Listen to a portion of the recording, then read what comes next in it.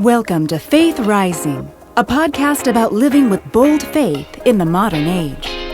On this episode, Daniel and Amber chat with Summer Stanley on the subject of miscarriage. Welcome back to Faith Rising. We want to thank you for joining us. Today we're going to talk about a really important topic, a hard topic to talk about. We're going to talk about pregnancy loss. And this month is October what is it, Summer? It is Pregnancy Loss and Infant Loss Awareness Month. So just to tell you who Summer is, we're very close. Her name is Summer Stanley. We've known each other for 17 years. Daniel's known her since she was a little girl. But she has had many miscarriages. Several. Six. Yeah, 6 miscarriages. That's a lot. And so we're going to talk about that, and we hope we can minister to people who've experienced loss, if you've lost a baby, but just any loss. There are, even I talked to Chuck before we came in, and he reminded me of when the body is contending for something, the body of Christ, and believing for something, but then it gets snatched away. That's what having a miscarriage is like. You become a mother the moment that you get pregnant, and it takes just a couple hours to rearrange your whole life. And then if a few weeks later you lose that baby, you've really had a loss. And, so many times, originally Daniel wasn't going to do this show with us, but I asked him to on the last minute because I realized, men get left out of this a lot, and men go through it as well. They go through the loss, but then they have to be there for their spouse. So we invited you to join us on what's known as a woman topic, but it's thank you for inviting me. I'm blessed to be here. It's not really just about only women. But, I think it is just really an important topic for us to discuss together as a couple and all of us together to understand really what happens when a couple or a family goes through a miscarriage and the loss that they go through, and how the Lord works that out in our lives to be redemptive in the end and to restore our faith and set us back on the track that He has for us. Yeah. So. We lost a baby, and we never talked about it, but we lost a baby about a year ago. And I'd always had dreams. Ever since we had our third child, I'd always had dreams that we would have a 4th child. So I was really excited when we found out I was pregnant. But then we lost the baby a couple of weeks later.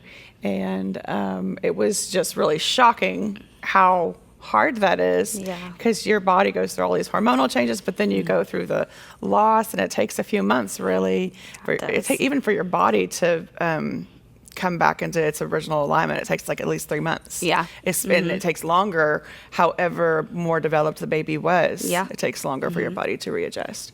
And so I remember wanting to rush through that process. People kept telling me you can't. But then trying to rush through it made it even worse. Trying to recover from it. That happened to me, my, first miscarriages. I did not understand why my body couldn't have a baby. I was very upset. I said, Lord, why? I thought I was made to be a mother, and, the enemy kept telling me, no, you're not, no, you're not. And then I kept having them, and then, I had a miscarriage in June, and I was shocked that even happened, of getting pregnant. So that was kind of exciting, actually, because I just didn't think that was in the cards for me anymore. And I gave all that up, and then I got pregnant, and then I had the loss. But the Lord told me, for this miscarriage, instead of staying in grief and staying in the past, it is time to mourn this week, grieve this week, rest, take time off from everything. And then it is time to celebrate what's coming in the future. And since that's happened, I have had more faith than I've ever had in my life of becoming a mother. And it's I know I'm meant to be a mother. I know. And I finally just had to surrender. However becoming a mother is going to happen, it's going to happen. And you've helped raise so many kids here. And a lot of them are teenagers now. That's crazy. You've helped with our kids. So many kids. I had a friend give me a word that I've fostered so many times in families when they needed some help with their children, and I've never said no. I've always stepped up to the plate. And because of that, the Lord is going to bless me, and I needed to surrender that no matter what, however it comes, foster, adoption, having my own, it's going to happen. So Well, and as I was thinking about faith, a lot of times if we think, if we just have faith for what we want, that takes away from what faith really is, because faith is, we have faith in God no matter what he gives to us. We stay faithful to him just because he's God, and the Bible says to love him first above all things. And so having real faith is not about what we want God to do for us. It's about staying faithful to him, to serve him and walk with him, just like Job did, whenever he lost everything. He stayed faithful to God. And the devil tested him and took everything away, but the test was God knew that Job was a man who would stay faithful to God no matter what the losses were. That's right. And Amber and I's experience with miscarriage really was a bit different, because we had already had our 3 children, but we experienced the frustration of trying to get pregnant and become parents more in the beginning of our marriage. And we tried for, how long was it? It was 5, almost 6 years. Almost 6 years before we had Lily, our daughter and oldest. And she was such a blessing in our life. But the process that we had to go through and trust the Lord trying to get pregnant with Lily was something that we really had to walk through in life. Yeah, I remember what the Lord, I had less than a 2% chance of having children, but what God spoke to me, we were doing all these crazy fertility treatments, and, they like taking the shots. And there was one point where I had 8 eggs that the fertility doctor said were good. He said, that's too many eggs, so we should not give you the treatment this month. And I said, oh no, we'll take whatever babies we can get, we'll take all of them. And so it was like the family kind of, everybody had to have faith that I was going to be okay. But Chuck was like, okay, we'll take 2 kids, and we'll take 2, and we'll give Keith 2, and he was like divvying out our kids the whole month. But then I can't remember what happened to my body, but I knew for sure that I was not pregnant, that none of those 8 eggs took. And we didn't do IVF. It was just hormone therapy that we were doing. But I had to see it through because there are health risk. And I remember Daniel making me go back to the doctor and see it through. Pam went with me. He was working, my mother-in-law. And they told me that I had polycystic ovarian syndrome. Yeah. And right before that, I already knew I wasn't pregnant. I remember driving to the clinic, and God just spoke to me, seek first the kingdom. And so that was my word from the Lord, and that was my assurance. I actually wasn't pregnant, but that I had not been I'd been seeking the baby, but I had not been seeking the kingdom. And so that goes back to talking about faith. What is faith? Faith is the assurance of things hoped for, things we can't see. But the main place of faith really is being faithful to God, and seeking the kingdom first, and not seeking the things that we desire. And of course, being a parent is a natural desire that God gave us. He wants us to have a family. He wants us to have children. He said that. He told Abraham he wanted us to be fruitful and to multiply. He told Adam and Eve that too. Yeah, he did. That's funny. Got to go back and read Genesis. I actually just read Genesis 20 through 40 last week, but maybe I should go back and read Genesis 1 through 20. What do you want to add to that, babe? Well, we really went through that process in our lives. So we had already been through, not being able to have a child. But then when we went through the miscarriage after our 3rd child, it was a whole new challenge. It was really different for us than the frustration of not being able to have a baby. And the Lord had already shown us how we would have to give that part of our life up to Him, to watch how He worked in it and how He built our family. But I think as a man, really what I would say about going through the miscarriages, we don't have as much of an understanding of what you're going through physically. So for us, we have to learn how to support you in that as our wives or spouses go through that process, and watch how the Lord intervenes and speaks to us in it and shows us how our family is supposed to operate. What were some of the things that surprised you the most about how challenging it would be? How hard it was physically, honestly, and what happened with you in the weeks after that happened. Yeah. It takes a while to heal, and every time, each miscarriage was different. The healing process was different in each one. And I will say, now that I'm older, the doctors have diagnosed me with lots of things that are telling me not to have a baby. But the Lord, and that's where he told me, against all odds, you will become a mother, no matter what the doctors say. But I had to surrender the baby part. Right. The but I want to give birth. I want to have my own baby with my own genetics and my own DNA. We desire that, but motherhood is so much more than that. Yeah. So, and I feel like I'm constantly getting a lot of practice of motherhood. Yeah. So I'm going to be ready for it. You really are a mother to many kids. I mean, we call you the second mom. Yeah. the aunt. Yeah. All those things, and you do that really well. Yeah. In your natural family, but also in your in the body here. And there are a lot of people who are really grateful for what you've done. Thank you. With the kids. Yeah. Pam asked me to take care of Luke Aubrey when he was born when I was 20 years old. And now he's in the middle school, bridge, and now we're over that. And so it's just funny to see how everything works out. And when Pam called me, I was like, I can't take care of kids. I've never changed a diaper. I don't know how to do that. And it was like she knew I was called for this. And now I see like I am called to be a mother. Yeah. Because I really did give that up. I really did think, okay, I'm just done. I'm just going to live my life not being a mom. And when I got pregnant in June, the Lord said, sorry, but that's not what I've called you. I've called you to be a mother. So, well, and that reminds me of a few episodes ago, I talked about how sometimes we focus so much on what we don't have that we can't see what we do have, and that we can't think conventionally. And I even shared about how my mother wasn't able to really mother because of her problems. But I talked about how we can't think conventionally, and God always provides what you need. Yeah. It just might not always look the way you want it to look. Yeah, that is definitely my story. And so that's what you're talking but about. But that's how faith is. And you finally realize okay, I don't have control over this. I have to surrender this. I can't keep grieving into this over and over and over again. There comes a time where you just have to say, okay, God, I let go. I let go. And that's when you start seeing things happen. You start seeing blessings happen. You start to forgive yourself for going through miscarriages, because you really do get mad at your body. Yeah. You get so mad, and it's like, I had to forgive it. You can think well, what did I do wrong that caused it? Yeah. So many times What's you can rehearse. Wrong with me? What's was wrong it the with Diet me? Coke? Was it the glass of wine? Yeah. Was it the, you can just kill yourself with thinking about all the things that, when really, whenever it's supposed to come about, that,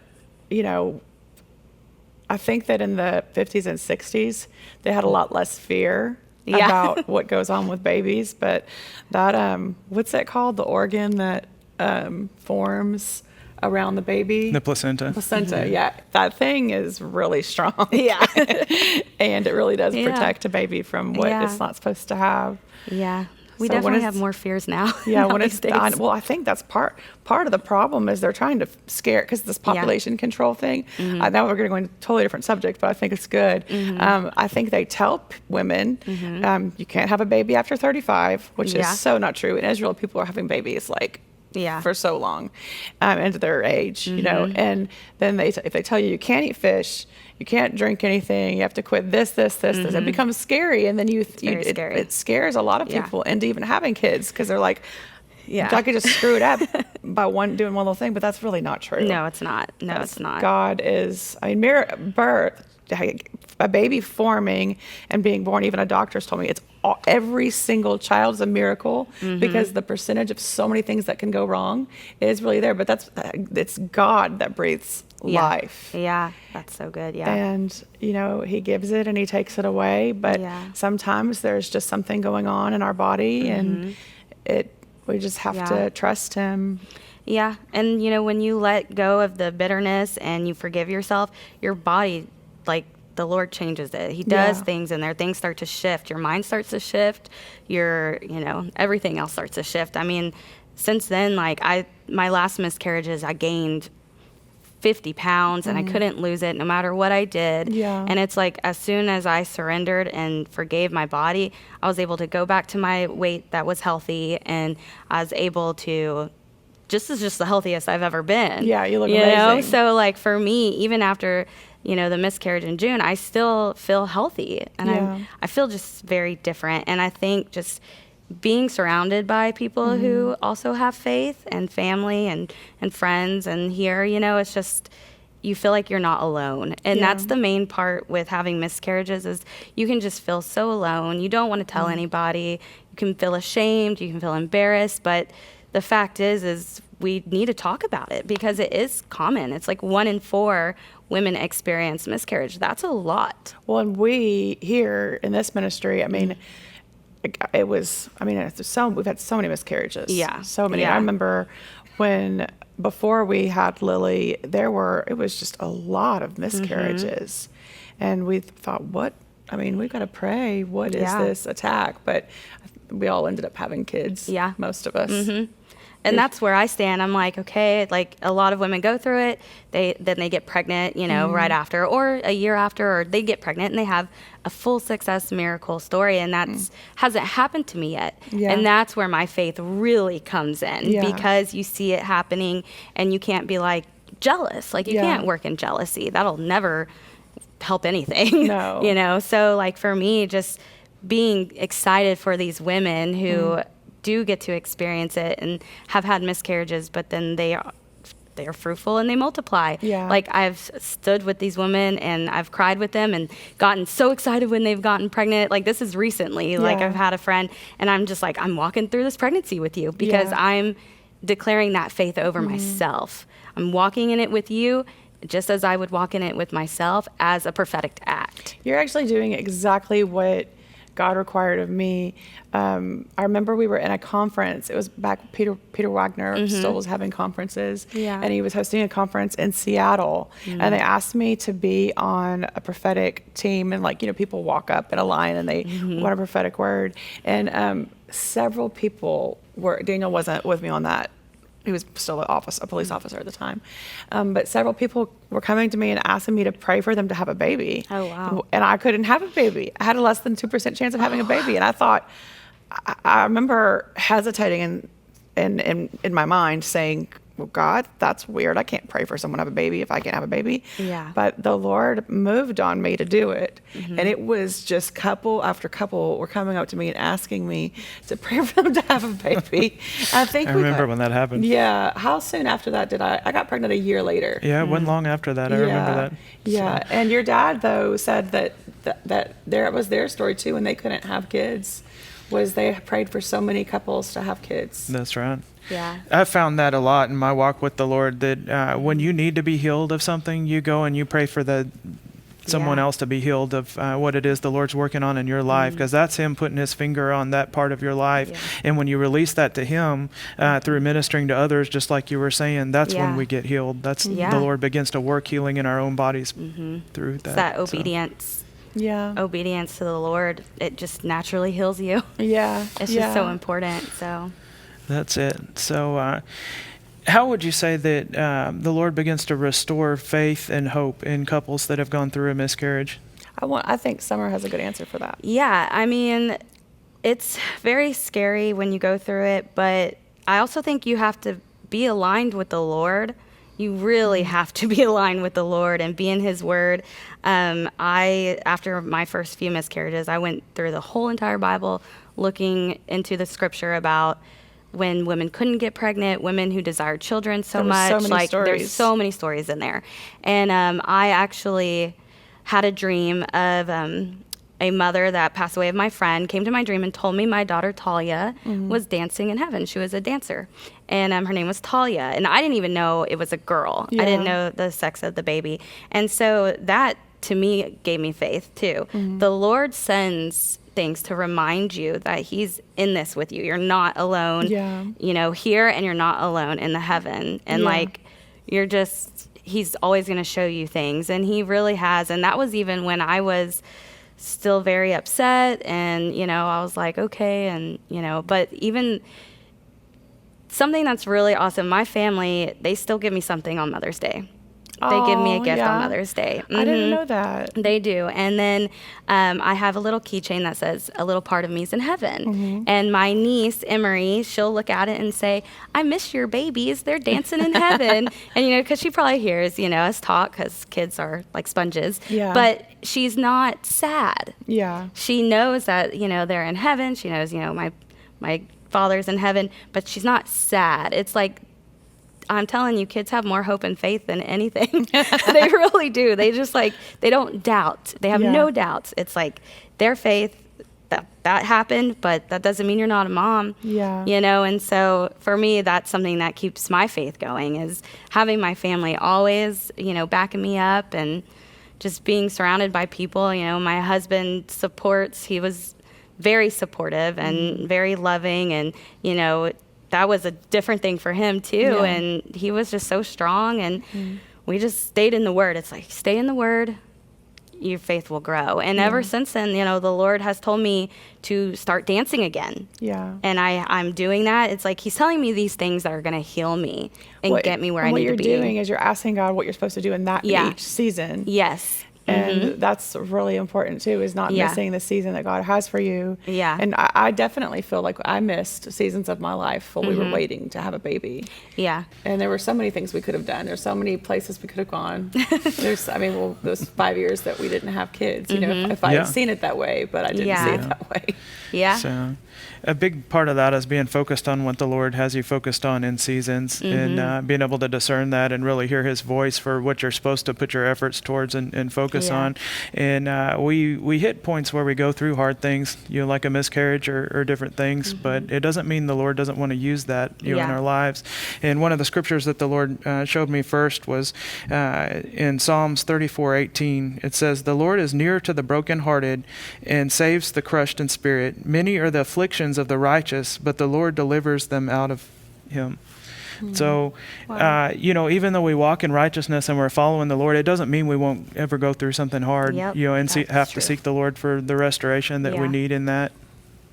I think about with you, because you were adopted, and most people are shocked when we say that, because he was adopted. You were adopted when you were 2 days old. Your parents were the first people to hold you other than the nurse. And so for you, you know, you weren't surrounded by people who look like you. People would say you look like your dad because of the white hair. I do now. It took a few years. You like kind of took on, I guess, being raised in a house, it rubs off on you. But I was surrounded my whole life by people who look like me. And so when we talked about adopting, that didn't bother me at all. It didn't bother me to adopt, but Daniel did not grow up around people who look like him. So he wanted to have natural children, because we needed people who look like him, because he's very good looking. But I mean, that was a desire of his, was to have natural children, because you were adopted. Yeah. Right? Yeah, but in my own experience, I've also seen how the Lord builds families and He builds destinies. And mine happened to be through adoption, and then the Lord gave us natural children. But I've seen so many people that have been healed, that have gone through barrenness and gone through miscarriages and different things, that have received that touch that they prayed for from the Lord and gone on to have many children. Yeah. So if you're watching this today, we just want to speak that over you. There is healing for you. The destiny that the Lord has for you has not been aborted and not been lost in your life. Whether that's to physically have children or to adopt a child, or if that's relevant to your walk with the Lord and the destiny that you have being restored and not lost. Yeah. So. I want to ask you what you would say to the men who have gone through this or are going through this with their wives, through not being able to have a baby, but also through miscarriage. If you could just give the men out there some advice. What you have to do as a husband is learn to hear your wife and listen to her and hear her heart when she goes through something like that. And it really affects the whole family. And how you deal with that is going to give her the strength to be able to deal with it, and it's going to give your children the strength to be able to deal with it. So when something happens that we have to work through in life, like a miscarriage, we have to go to the Lord and really seek His truth and seek His faith in that, and allow Him to give us the strength to be the support that the rest of the family needs. So, and it can be a hard thing to do because being guys, we don't always understand, you know, to be real honest. That's the simplest way that I can put it. Yeah. So. Yeah. It takes a lot of years and a lot of experience. I mean, you ended up delivering Elijah. Delivered a couple of our babies. So it's that's a whole nother story. Yeah. That's a whole nother story. But yeah, that's, I guess, age and experience. You grow in learning how to deal with women. Yeah, that's a never-ending lesson from the point we get married on. That never ends. But we do get better at it as we get older. Yeah, you've done good. That's good. What are some of the things that your husband did that you felt like really supported you as you were going through that? Well, he was great. He's never really been around children before until recently. And, he wasn't even sure if he wanted any. And that was something, that we accepted too. Like, if we don't, we don't. But he realized, I think I do actually want to have children once we got pregnant. And so he's also had to surrender, and it's scary to him because most men do want to have their own DNA and they want a child that looks like them. I mean, that is a desire for most people. And so, but he said, whatever you want to do, and he even said, if I choose not to ever be a mom, he said he's okay with that. And that was a big step because, this happened already after being married. So it's like, so he's just been such an honorable husband and just having my back through all of it. Yeah, so we love him. Yeah, he's awesome. Wow. There was one more verse that I wanted to share. It's in Exodus 23:26, and the Lord's speaking to Israel, and he says, "None shall miscarry or be barren in your lands, and I will fulfill the number of your days." And when I read that, the Lord just really began to speak to me, and what he showed me was that birthing is not just about physical birthing, but it's the destiny that God speaks over us as his people and as his kingdom. And when you begin to look at it that way, and you begin to pray that way, and you seek first his kingdom, all else is added to you. And that's what the Lord does with us in those seasons where we go through crisis or we go through loss and we have to be restored. He goes back to that place and he restores and blesses that portion that was lost. So that's the word that the Lord has over his people with respect to birthing something new in our lives. So we just really want to minister that to our viewers today and pray over you while we have you here and during October, during pregnancy, what's it called? Awareness. Pregnancy loss awareness. Pregnancy loss and infant loss awareness. Okay, that's a mouthful. It is. Yes. That's why we had you say it. Yeah. Would you like to pray? Of course. Yeah. I just want people to know that they're not alone and that you don't have to walk in shame, that you don't have to feel sad, and you will feel sad. Of course, it's a loss. Any loss is sad. But to not feel like you don't have a say or that you can't speak up about it, because you can. And it actually helps so many other people because I've gone in conversations with people about it and there was a healing of spiritualness there that they needed and that I needed too. You just never know when God is going to come in and just boom, like heal something. And to talk about it, I told everyone I was pregnant on Facebook, and then had to on Facebook tell everyone I wasn't pregnant.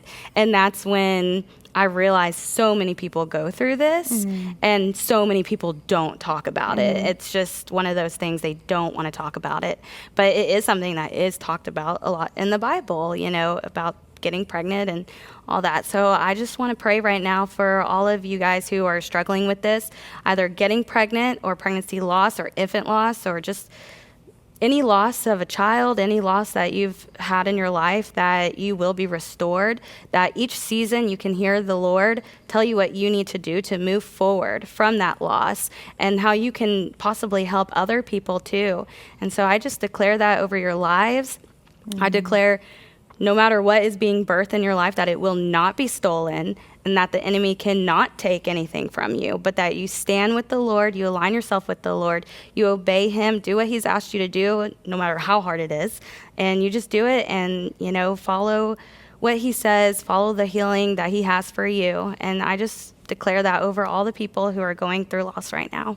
Amen. Amen. Thank you for joining us. This has been a very important topic, and we believe that you'll be healed from the trauma of loss and any kind of loss, not just miscarriage, but any kind of loss. So everything that we've said applies to loss. It applies to if you've just lost a job, if you've had anything pulled out from under you that you didn't expect to happen, then these words are for you too. Yes. And so thank you for joining us.